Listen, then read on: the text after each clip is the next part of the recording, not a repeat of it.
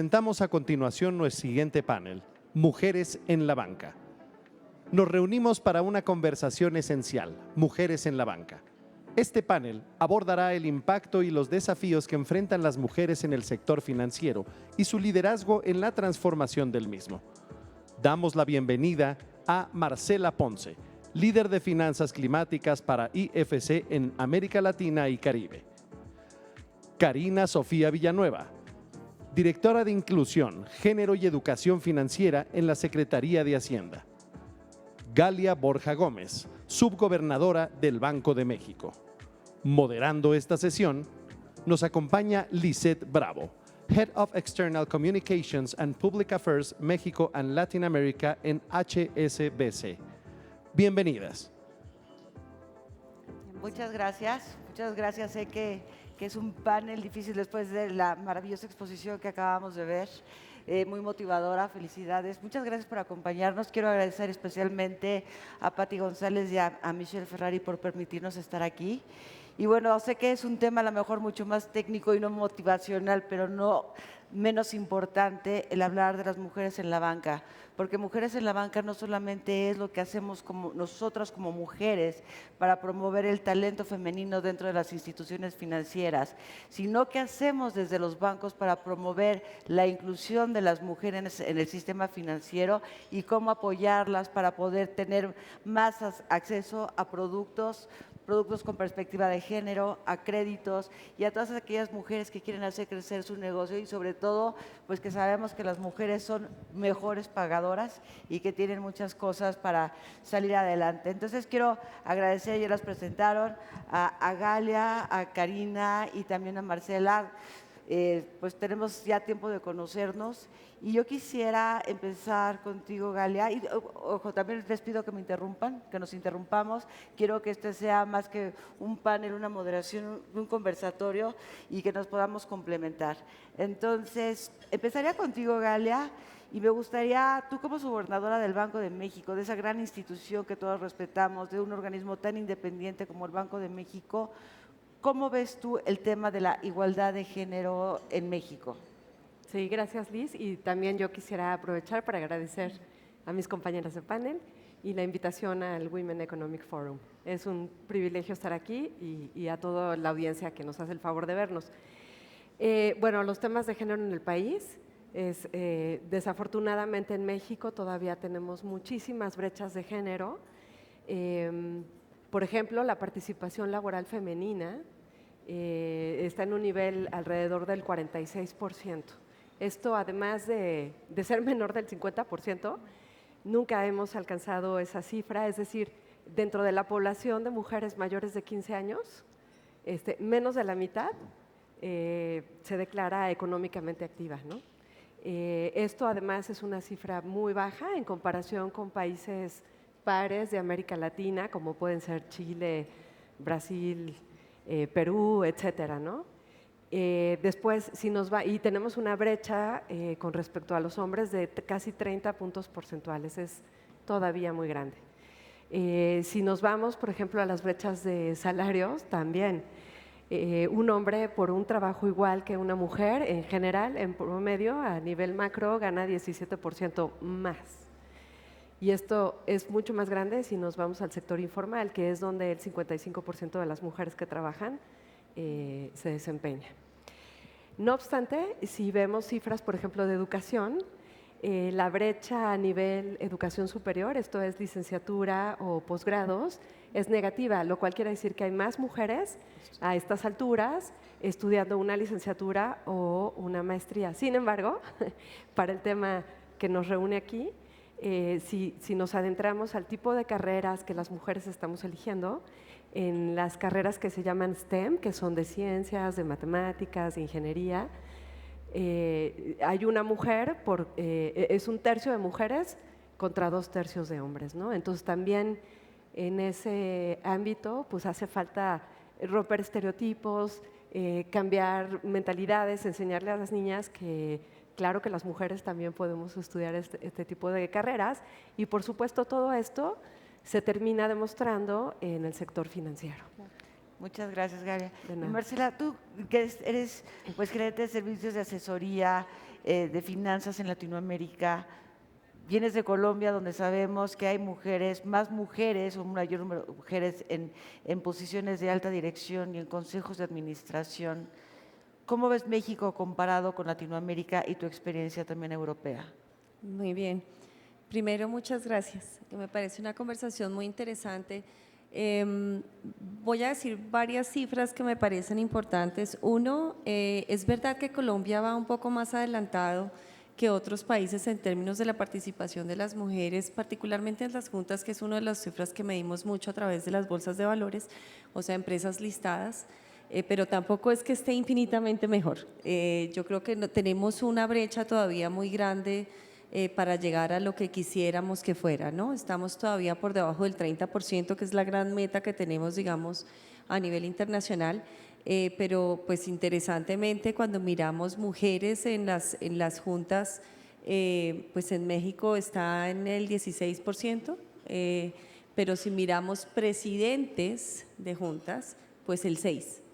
¿No? Que yo creo que eso dice mucho, ¿no? 6% de mujeres presidiendo las juntas directivas, pues ya dice uno, pues algo está pasando aquí, particularmente si estamos viendo las empresas más poderosas, que son las que están listadas en las bolsas de valores. Habiendo dicho eso, en el sector financiero sí que hemos visto, y lo acabas de mencionar, creo que lo dijiste también ahorita tú un poquito, sobre qué pasa dentro de la banca.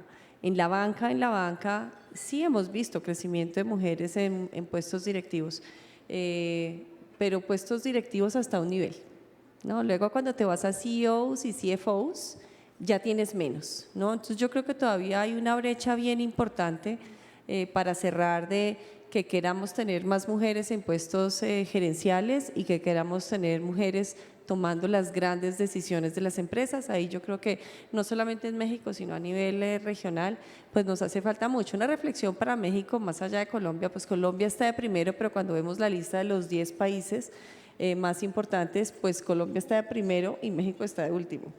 O sea, entre Colombia y México está Bolivia, está Chile, está Brasil, está Uruguay, entonces está Perú. Entonces, yo creo que en comparativo, digamos, con otros países de la región, sí hay todavía mucho que hacer.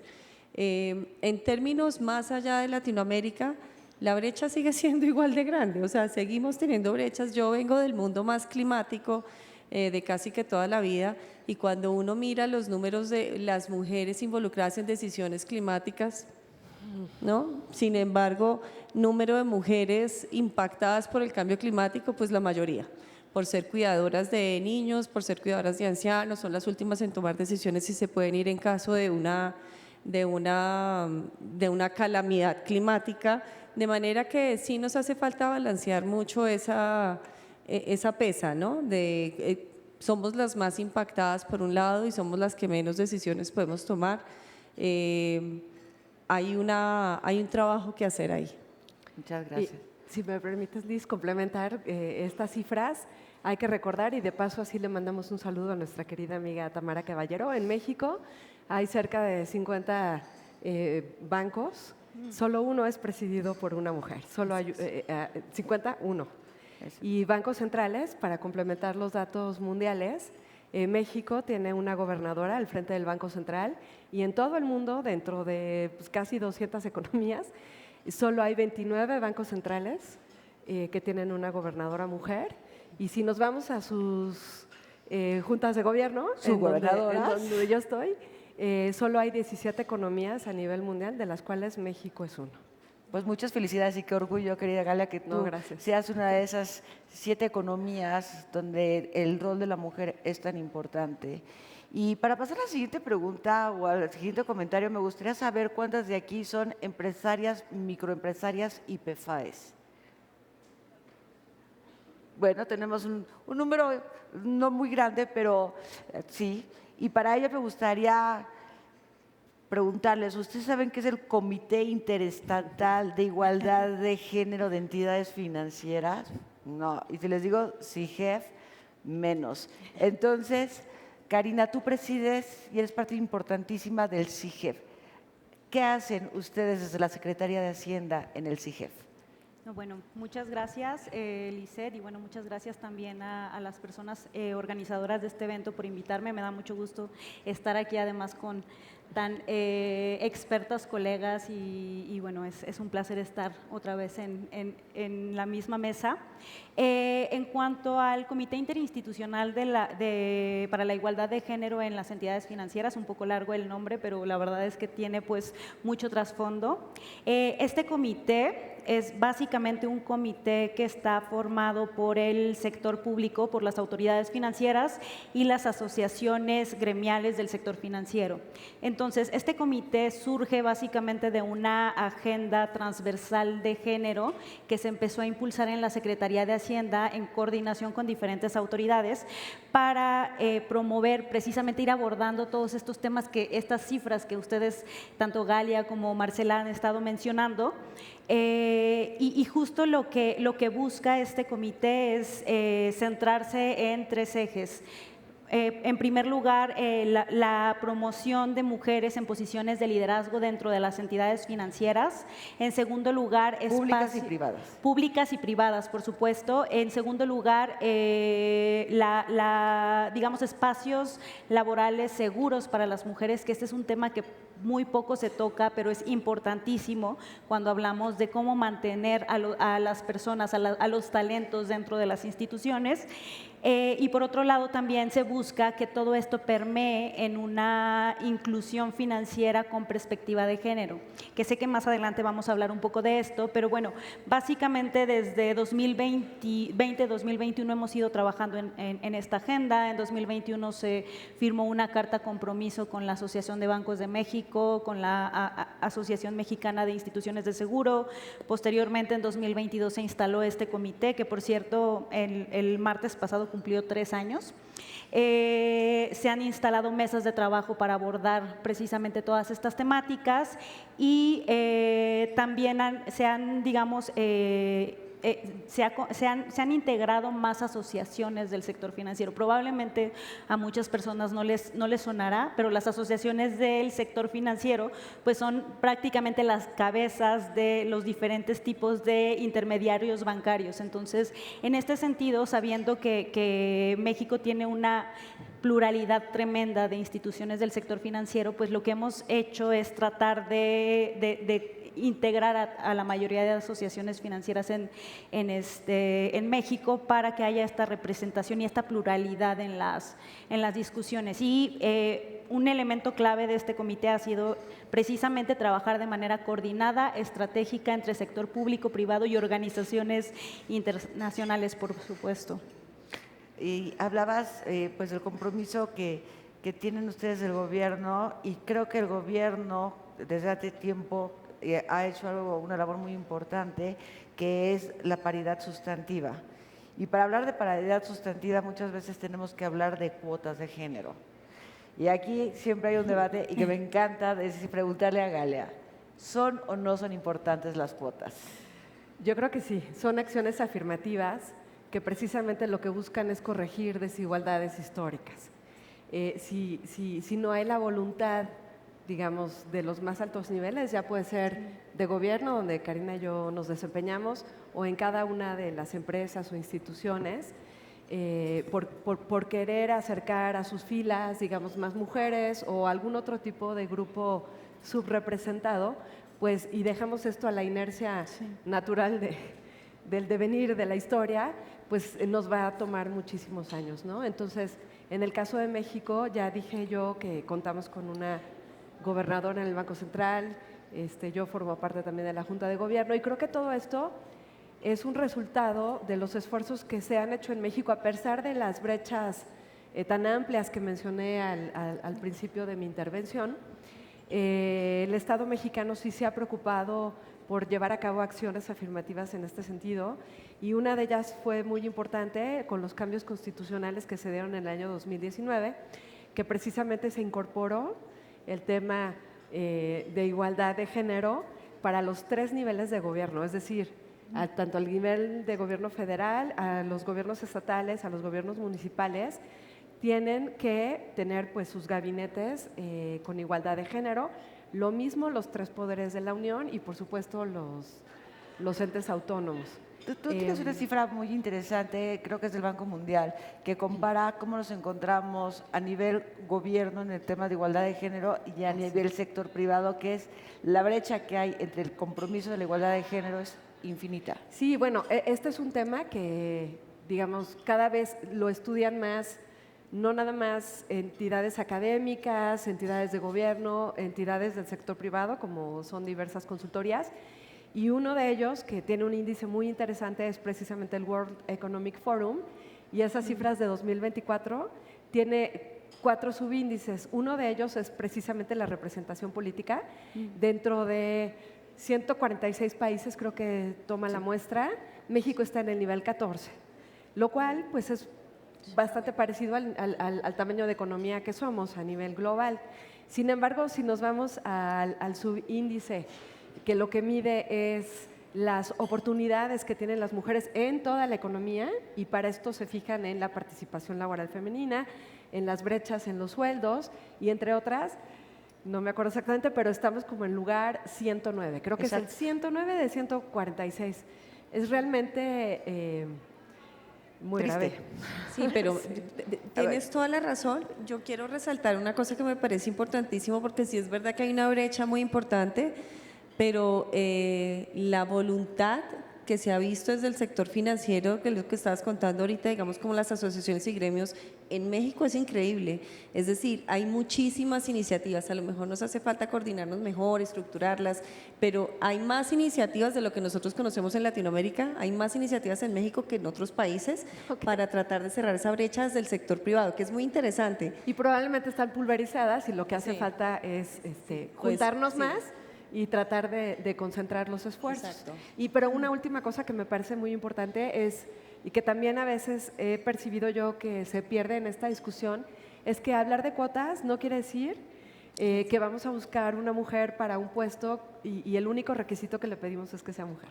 O sea, yo creo que no se trata de eso las cuotas, se trata de vamos a buscar mujeres que tengan el perfil adecuado, y eso obviamente nos va a llevar más tiempo por las brechas que ya dije que hay, por ejemplo, en la educación de economía, de finanzas, que hay mucho menos mujeres por los estereotipos que traemos desde que somos niñas, que deciden estudiar ello, pero sí las hay.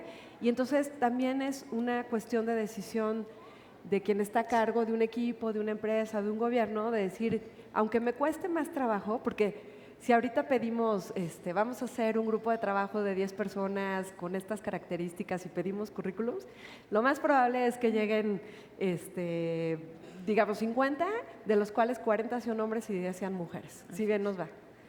Entonces hay un esfuerzo por ir a buscar a más mujeres, por animarlas, porque también está la otra parte.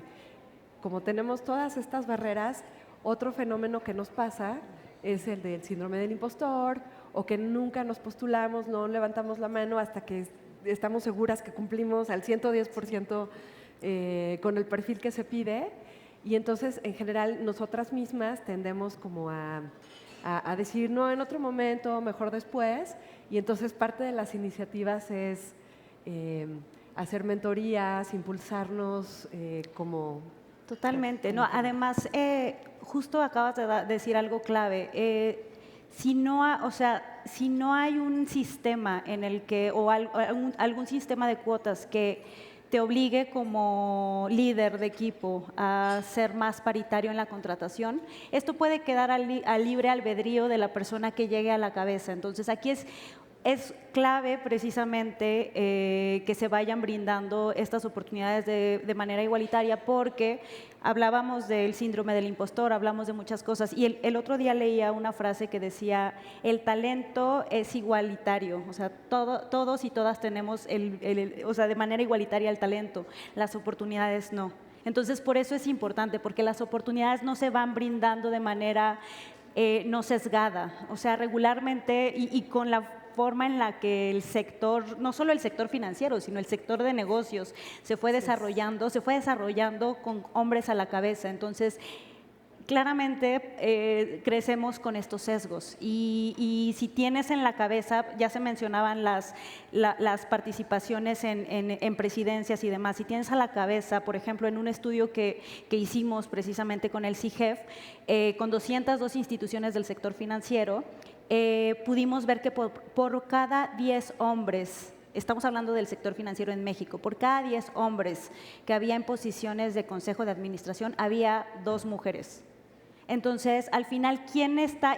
Bajamos a dirección general y eran 3 mujeres por cada 10 hombres. Entonces, ¿quién está tomando las decisiones? ¿Cómo vamos a construir, por ejemplo, productos y servicios más inclusivos, como lo acabas de decir tú, Marcela, si precisamente las decisiones ya se están tomando sesgadas porque no hay un sistema que busque la paridad? Y antes de pasar al tema de productos con perspectiva de género, me gustaría, Marcela, conocer tu punto de vista desde la parte internacional, cuotas o no cuotas, y desde la parte internacional, ¿qué nos falta a nosotros como México para alcanzar esa igualdad de género?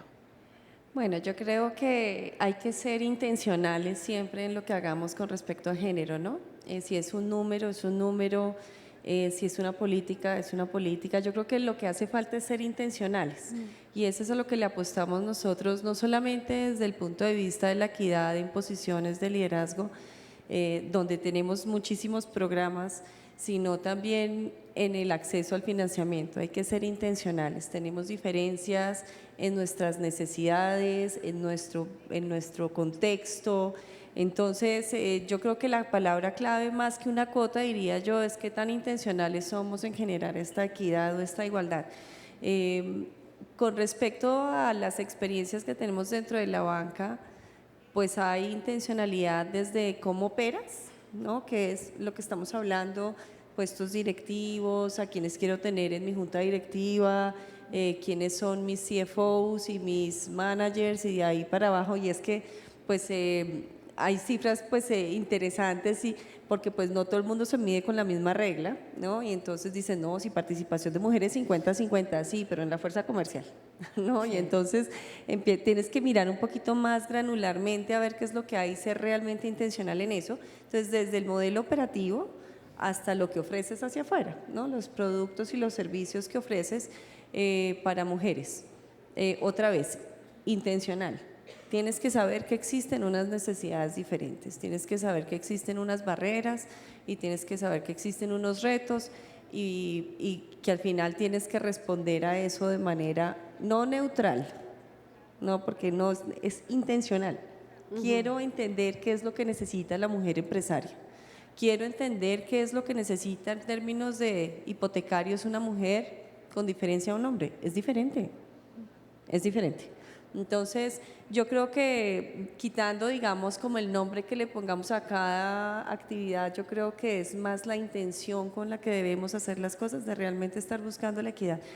Y déjame aportar una cosita que se me quedó por aquí, porque estábamos hablando de cuántas hojas de vida recibes de hombres y mujeres.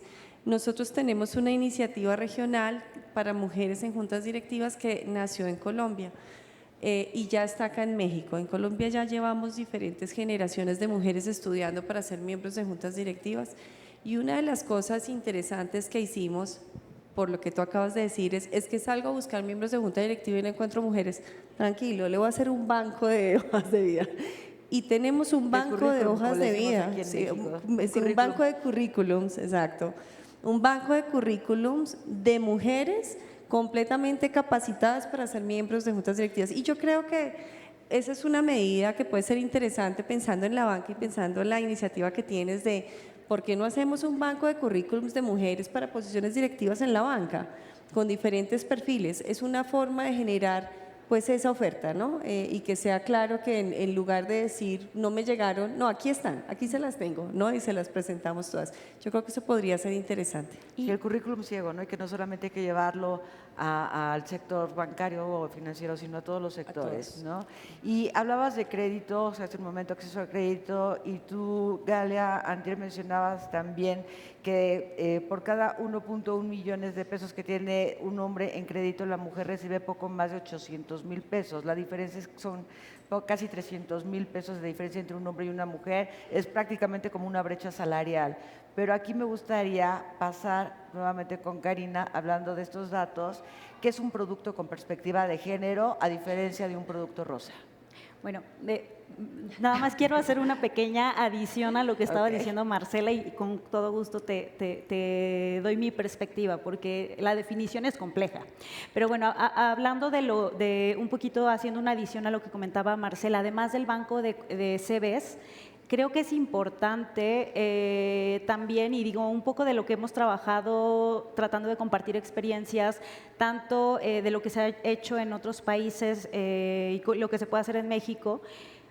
Es algo muy simple como las entrevistas, ¿cómo se dice? Ya estructuradas para eliminar esos sesgos de género, recibir estos SBs, sin, digamos, testados para que no se sepa si es hombre o mujer. Estas son pequeñas cosas. Es un laboratorio que se llama el BIT, es Behavioral Insight Teams, que ya ha probado con instituciones en general a nivel mundial cómo esto puede ser, estos pequeños cambios pueden ser transformativos. Ahora, hablando de productos y servicios financieros con perspectiva de género, creo que Marcela ha abordado un poco sobre eso, ¿no? ¿Qué es lo que se está buscando al hablar de productos y servicios con perspectiva de género? Y no tiene nada que ver con etiquetado rosado, tiene mucho que ver con cómo segmentas a la población y cómo incorporas o entiendes tu mercado, cómo entiendes cuáles son las diferentes necesidades, cuáles son las barreras que pueden tener las mujeres de cierto segmento de población, en dónde se están quedando. Por ejemplo, si eres una institución digital, ¿en dónde se te están quedando en el proceso? ¿Por qué no están terminando el proceso de apertura de crédito de alguna cuenta o demás? ¿Cómo estás analizando, por ejemplo, el score crediticio? ¿Cómo se puede transformar para dejar de eliminar por default a muchas mujeres? Porque es, digamos, importante que si tú eliminas estas barreras en tus productos, en tus canales de servicio, claramente esto no afecta a los hombres que estás atendiendo, pero sí beneficia a una gran parte de la población que no estás atendiendo precisamente porque no estás entendiendo tu mercado. Entonces, ahora hemos estado trabajando precisamente con el IFC, con Banco Mundial, con SIGAP se llama, en generar esta guía de cómo ofrecer productos y servicios financieros con perspectiva de género. Y en este trabajo que fue, la verdad es que ha sido un trabajo titánico que se hizo desde hace, o sea, se empezó hace 2 años, lo que hicimos fue tratar de integrar como todos estos enfoques, ¿no? ¿Quién está tomando las decisiones de cómo se generan los productos y servicios financieros? ¿Qué es lo que necesitas estructurar en las instituciones financieras? Que probablemente no es una tarea fácil, pero sí se requieren cambios a nivel institucional, no solo a nivel productos. Entonces, sí. Sí, una pregunta, es que hablando de este tema de productos financieros con perspectiva de género, recordamos que en 1973 una mujer necesitaba estar casada para tener una tarjeta de crédito.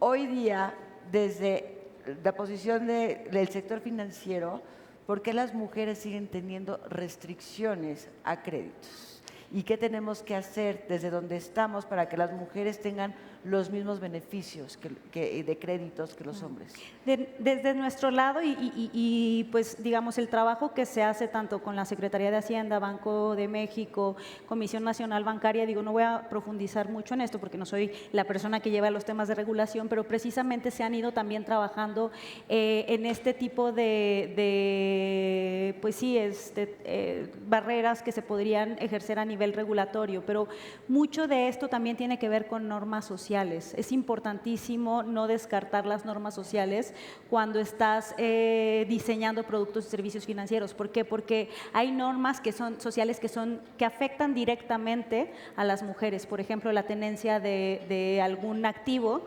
Por ejemplo, hay otras que pueden interferir de manera, ¿cómo se dice? Que no son inmediatas, pero son indirectas, perdón.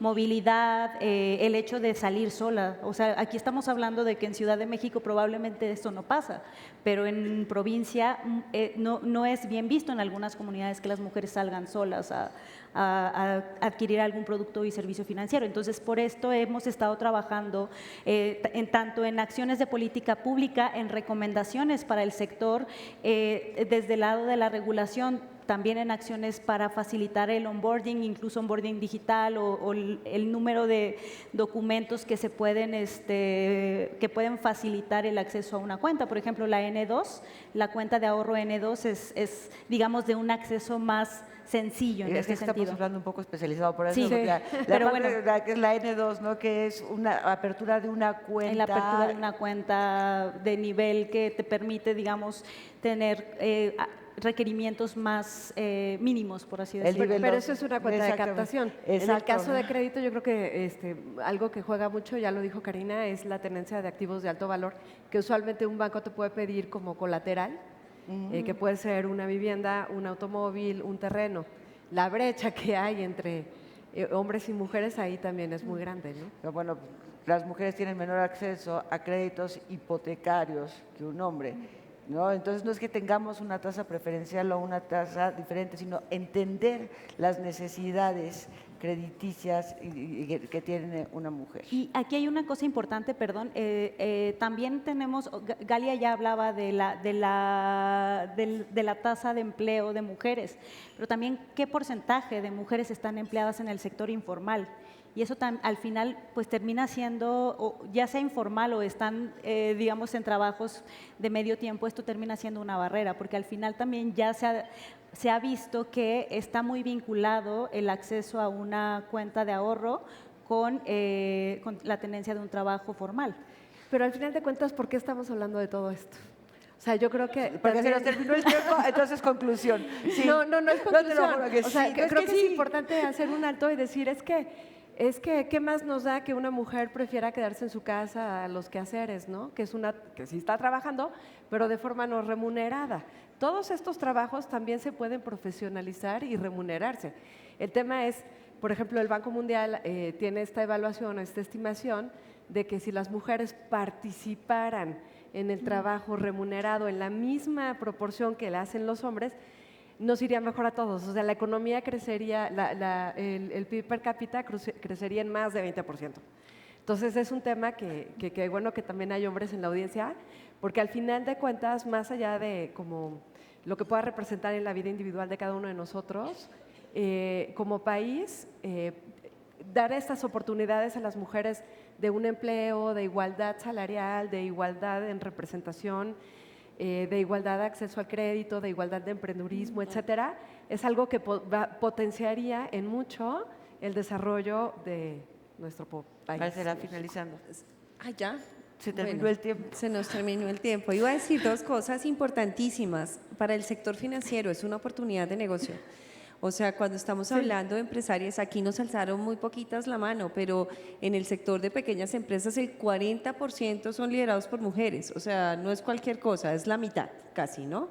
Entonces, es una oportunidad de negocio. Dos, yo creo que el acceso a financiamiento implica los créditos, sí, pero también unos servicios no financieros que para las mujeres son importantísimos. Y eso lo hemos comprobado a lo largo de la región, que necesita una mujer empresaria y muchas veces le aporta muchísimo más un servicio no financiero que el mismísimo crédito. Yo creo que eso es importante también entenderlo. Y tercero, hablando, pues por cerrar ya, no iba a cerrar todavía, pero el tema de los skills, de las capacidades, de los talentos, en esos trabajos no remunerados hay una oportunidad grandísima en el cuidado de cómo se profesionaliza o cómo se hace más tecnológica esa profesión que hoy no está reconocida, pero que son principalmente mujeres las que cuidan a adultos mayores o a niños y que no reciben esa remuneración. O a enfermos o O a personas enfermos. con discapacidad. Exacto. Entonces, yo creo que ahí también hay un trabajo que hacer en términos desde el ámbito de la regulación o desde el ámbito de la política pública, pero también desde el ámbito muy personal también, ¿no?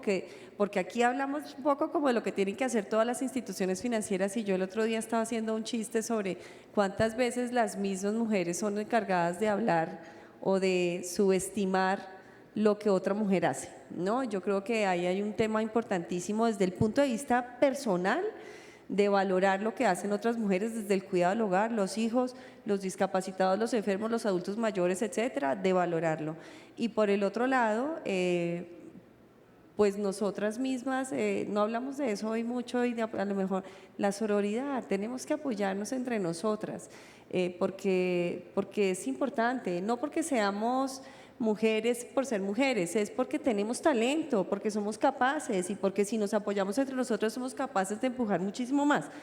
Yo creo que esos mensajes importantes. Muchas gracias, Marce. Finalmente, Karina, una conclusión, una breve conclusión. No, muchas gracias. Totalmente de acuerdo con lo que comenta Marcela y también es importante, no se abordó el tema de cuidados, pero creo que sí es algo fundamental y es algo que podría romper con muchas cosas, con muchas de las barreras que se enfrentan en el mercado laboral. Y bueno, justo creo que aquí lo importante es que trabajemos en conjunto, de manera coordinada, porque trabajo hay mucho. Entonces, si no lo hacemos de manera coordinada, si no unimos fuerzas, será muy complicado cerrar pronto esta brecha. Muchas gracias, queridas amigas. Muchísimas gracias, de verdad. Siempre un placer. Tenemos que decir una cosa final, porque es que es el concierto de Shakira en estos días, que las mujeres ya no lloran, las mujeres Facturan. Muy Eso. bien. Muchas Exacto. gracias. Gracias. Claro. Agradecemos a nuestras panelistas por su visión y liderazgo. Continuemos construyendo un futuro más equitativo. Las invitamos a la toma de fotografía oficial y para recibir un obsequio de parte de Johnny Walker. Ay,